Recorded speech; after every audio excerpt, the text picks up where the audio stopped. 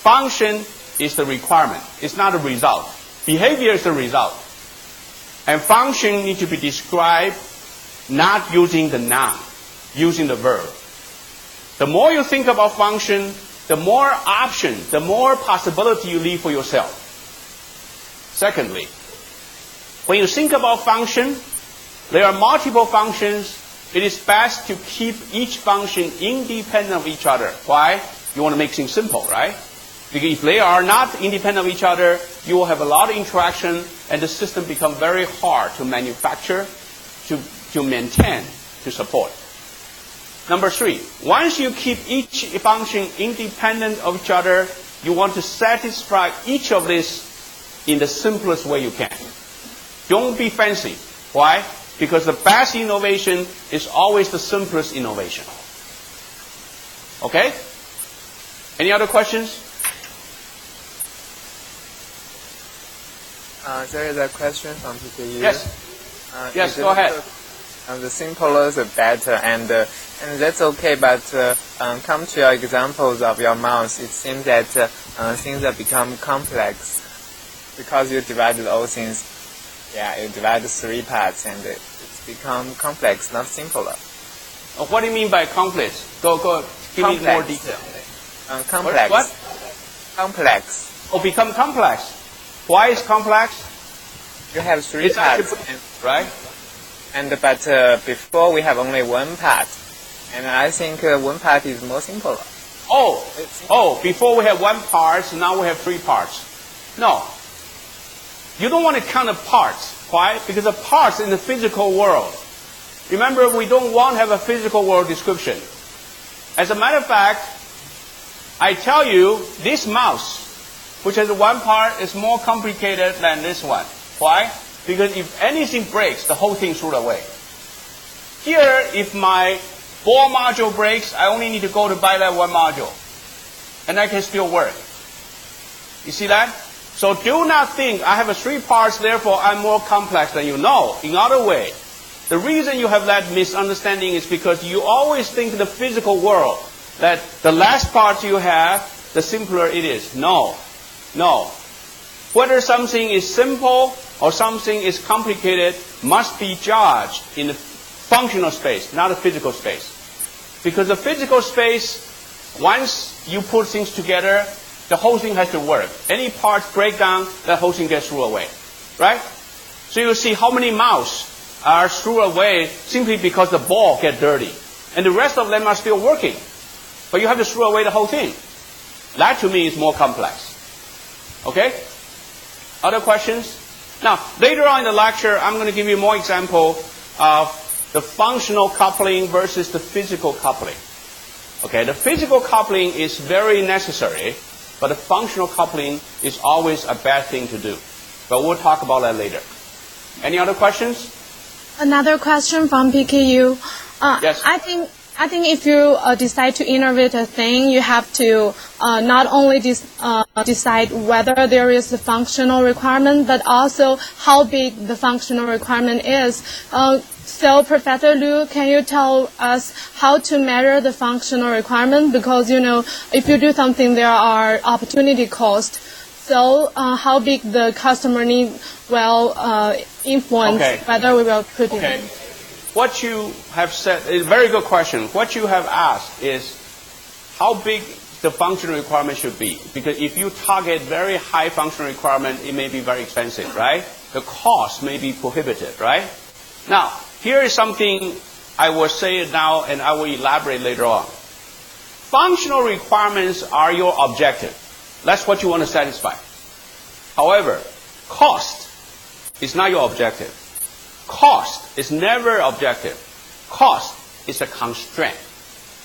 It's a constraint. So one of the important things which I have not said, I will say that more, is when you try to satisfy its functional requirement, it always try to satisfy functional requirement under constraint.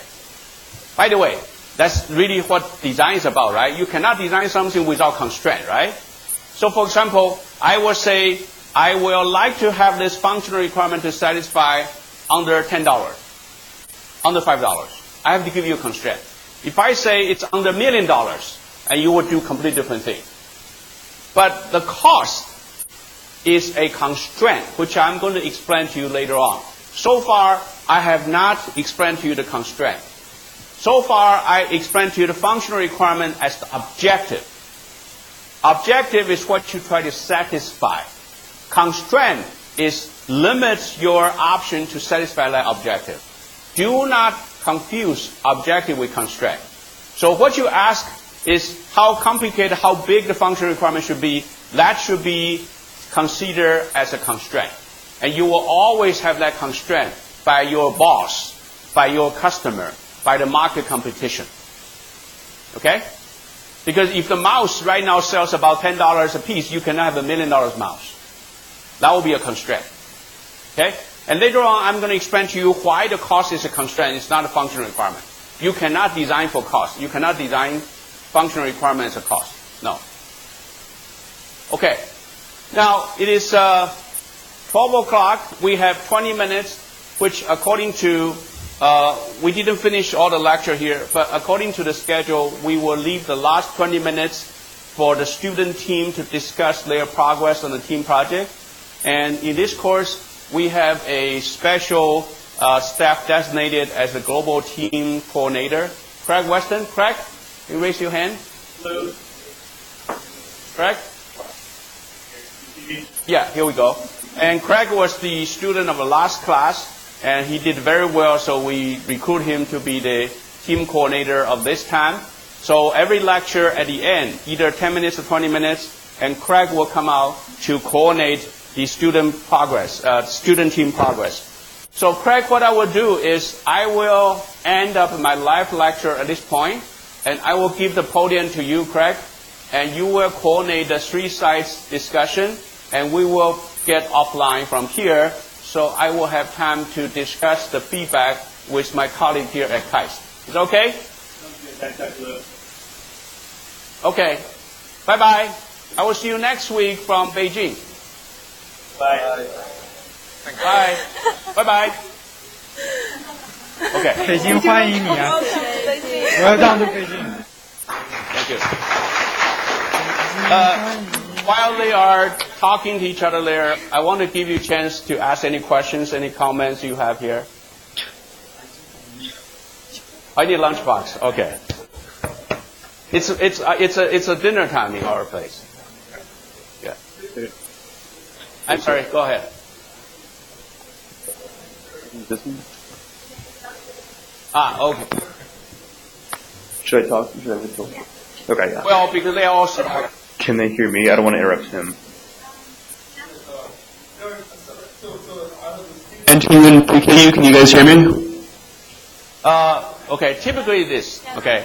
We announce the course, whole campus, everybody, and they will submit their application by competition. What? And then we would do the final face-to-face interview. Okay. And as a matter of fact, to teach this course, I actually... 1 second, guys, sorry.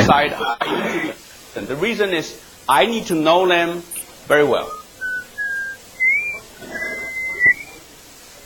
For whom? For them or for them? I guess it's fun. Right. And also I give a very good grade. Okay. Okay. All right. So first of all, you guys should have all gotten during class my comments on your project reports or your progress reports. The idea of that is basically that's kind of my initial response to what I read. Everybody's was really good, and I'm kind of trying to just generate some more ideas and give you guys some feedback. I really liked what I saw, and you guys all did very, very well.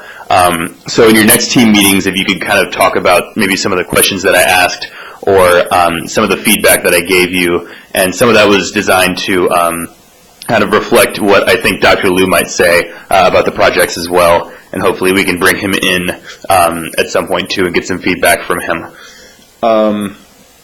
The next progress reports